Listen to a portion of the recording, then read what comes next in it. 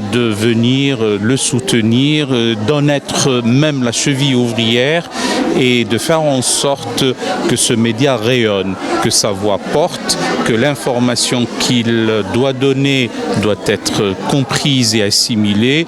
De toute façon, nous souhaitons longue vie à ce média qui traitera de ces questions dans tous les départements, les compartiments, comme on dit, de la vie quotidienne, et nous ne pouvons pas nous accommoder d'une situation où la femme n'est pas heureuse. Heureusement que Femmes Radio TV est là pour rehausser et le prestige et la dignité surtout de la femme dans notre pays et partout de par le monde. Et tout particulièrement en ce jour de 25 novembre, qui est dédié à la lutte contre les violences faites contre les femmes. Elles sont victimes de ces violences et ceci est inacceptable, ça heurte la conscience humaine, quelle qu'elle soit.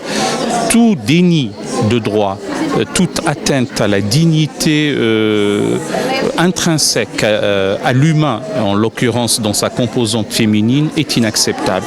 Et nous ne devons pas l'accepter et nous le dénonçons avec force.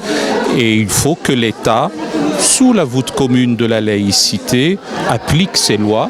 Et il n'y a aucune raison que des citoyennes, au regard de leur appartenance confessionnelle, se voient davantage lésées dans leurs droits ou atteintes dans leur dignité, qu'elles se voient ratatinées dans leur être. Je distingue trois registres. Le premier, le débat sur leur voile doit être tenu avec discernement, lucidité, responsabilité au sein des instances religieuses islamiques.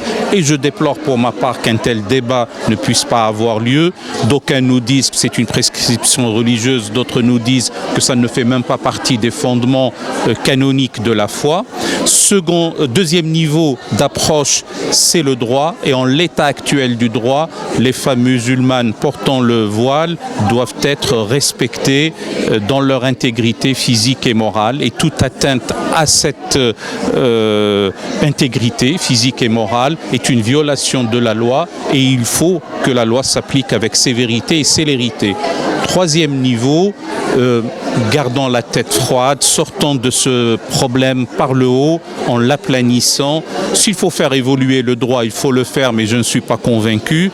Mais nous devons tenir compte de ce que j'appelle la psychosociologie ou la psyché collective de notre société sur ces questions-là.